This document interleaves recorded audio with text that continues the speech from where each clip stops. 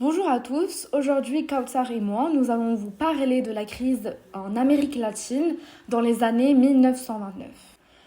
La crise de 1929, également connue sous le nom de la Grande Dépression, a eu un impact profond sur l'économie mondiale. Bien que l'Amérique latine est considérée comme un marché émergent, c'est-à-dire une économie qui est en train de se développer rapidement, pourrait avoir un potentiel de croissance élevé. Malgré cela, ce pays a été touché durement par la crise mondiale en 1929. Donc, nous verrons comment la crise de 1929 a-t-elle affecté l'Amérique latine.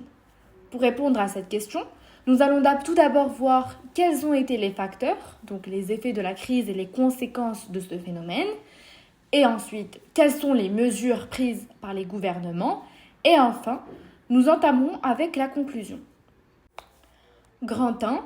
Quels ont été les facteurs, les effets de la crise et les conséquences de ce phénomène?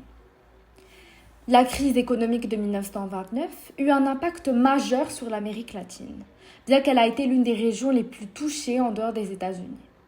De nombreux pays d'Amérique latine étaient fortement dépendants des exportations de matières premières, telles que le café, le cacao, le caoutchouc, les minéraux et le pétrole.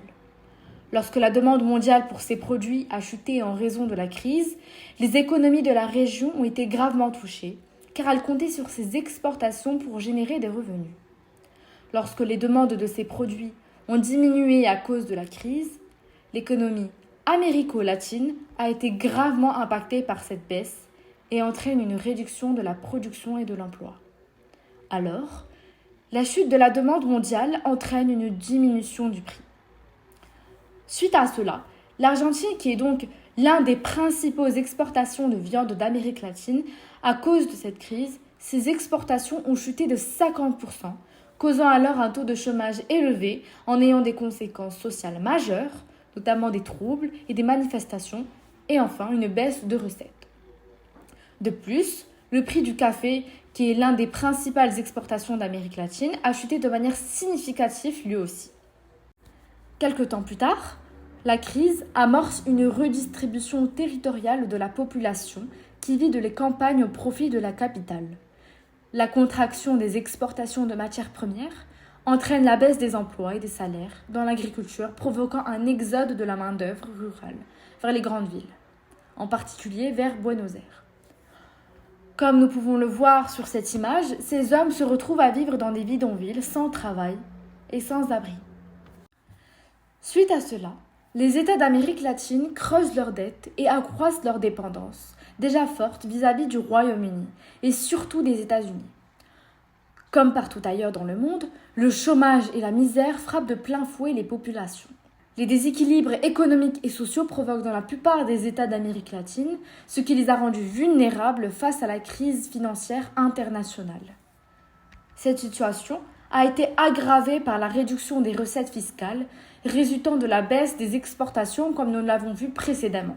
Les pays comme le Brésil, l'Argentine ou le Mexique ont été obligés de surprendre leurs paiements de dettes étrangères, ce qui a provoqué une crise de la dette qui a eu des conséquences économiques et sociales très importantes. Pour y faire face, de nombreux pays d'Amérique latine ont dû emprunter de l'argent à l'étranger.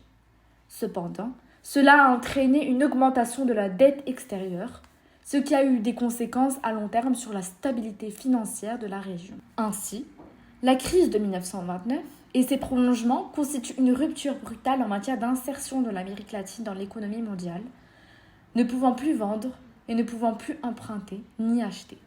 Maintenant, nous passons à la partie 2, qui est la mesure prise en place par les gouvernements. En effet, les mesures prises par l'Amérique latine ont été les mêmes pour pratiquement tous les gouvernements afin de sortir de la crise économique. Face à la crise, dans de nombreux pays d'Amérique latine, les gouvernements ont réagi à la crise économique en mettant en place des mesures d'intervention de l'État pour atténuer ses effets. Par exemple, le gouvernement mexicain, sous la présidence de Lázaro Cárdenas, a nationalisé l'industrie pétrolière en 1938, affirmant le contrôle de l'État sur ce secteur clé.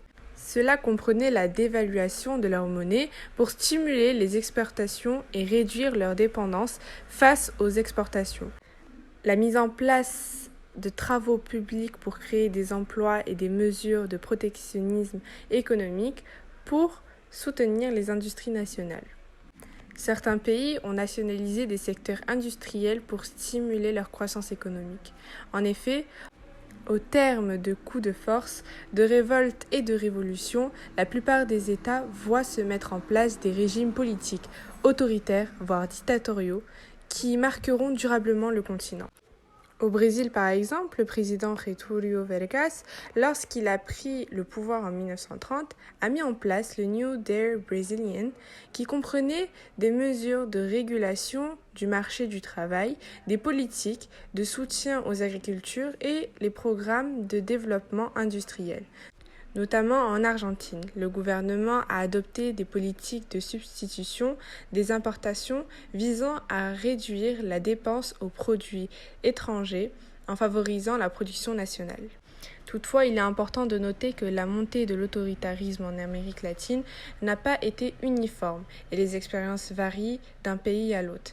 Certains pays ont réussi à établir la démocratie, tandis que d'autres ont connu des périodes plus prolongées du gouvernement autoritarisme. Les conséquences de cette époque ont continué à influencer la politique et l'économie de la région pendant des décennies. Ce qui nous amène à la conclusion.